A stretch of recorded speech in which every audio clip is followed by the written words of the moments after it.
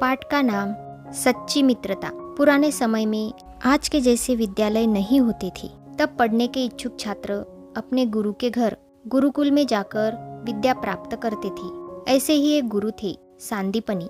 उनके आश्रम में अत्यंत निर्धन छात्र और राजपुत्र एक साथ रहते थे, खेलते खाते थे और ज्ञान प्राप्त करते थे। कृष्ण और सुदामा भी इसी गुरुकुल में पढ़ते थे। उन दोनों में सच्ची तथा गहरी मित्रता थी। दोनों मित्रों ने साथ साथ विद्या प्राप्त की तथा संपूर्ण शास्त्रों का ज्ञान प्राप्त कर वे अपने अपने घरों के लिए विदा हो गए। कुछ समय पश्चात कृष्ण द्वारकापुरी के राजा बने। उधर सुदामा पूजा पाठ करके अपना घर चलाने लगे। सुदामा बहुत ही निर्धनता में रहते थे। उनके पास न अच्छे कपड़े थे, न दोनों समय भोजन करने के लिए अनाज था और न घर। सुदामा की पत्नी कभी रूखा सूखा खाकर और कभी पानी ही पीकर रह जाती थी। वह अपने पति और द्वारकाधीश कृष्ण की मित्रता के बारे में जानती थी। एक दिन उसने उदास मन से सुदामा से कहा, स्वामी, आज उपवास करते हुए 3 दिन हो गए। आपने कई बार अपनी और कृष्ण की मित्रता की चर्चा की है। आज आपके मित्र इस योग्य है कि वे आपकी सहायता कर सके। एक बार उनसे मिल तो आइए। सुदामा बड़े स्वाभिमानी थे। वे अपने मित्र से कुछ भी मांगना नहीं चाहते थे, परंतु पत्नी के बार बार कहने पर वे द्वारका चले गए। द्वारका के राजमहल के सामने एक फटेहाल अत्यंत दीन दुखी आदमी को खड़ा देख द्वारपाल चौंका। तभी सुदामा बोले, भाई, मुझे कृष्ण से मिलना है।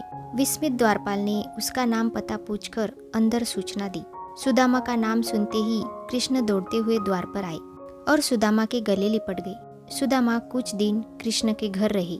जब भी सुदामा चलने को कहते तो कृष्ण उन्हें प्रेम से रोक लेते। इस तरह वहां रहते हुए उन्हें 1 माह हो गया। अंत में कृष्ण से विदा लेकर सुदामा अपने घर के लिए चल पड़े। सुदामा की दशा देखते ही कृष्ण सब कुछ समझ गए थे। उन्होंने उसी दिन हजारों कर्मचारियों को सुदामा के गांव भेज दिया था, किंतु यह बात सुदामा नहीं जानते थे।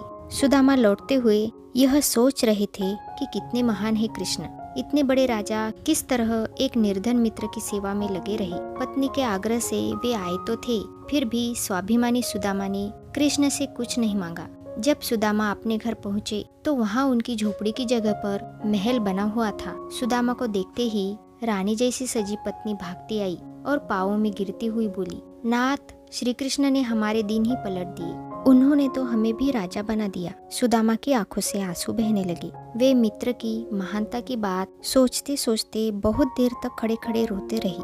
सच्ची मित्रता बड़ी दुर्लभ है, क्योंकि अधिकतर लोग स्वार्थ के लिए मित्रता करते हैं। सच्चा मित्र तो अपने मित्र के लिए अपना सब कुछ दे डालने को तैयार हो जाता है। तो दोस्तों, इसी के साथ ये कहानी यहीं पर समाप्त होती है। इसी प्रकार की अन्य रोचक कहानियाँ सुनने के लिए हमारे चैनल के साथ जुड़े रहिए। मिलते हैं अगली कहानी में। तब तक के लिए धन्यवाद।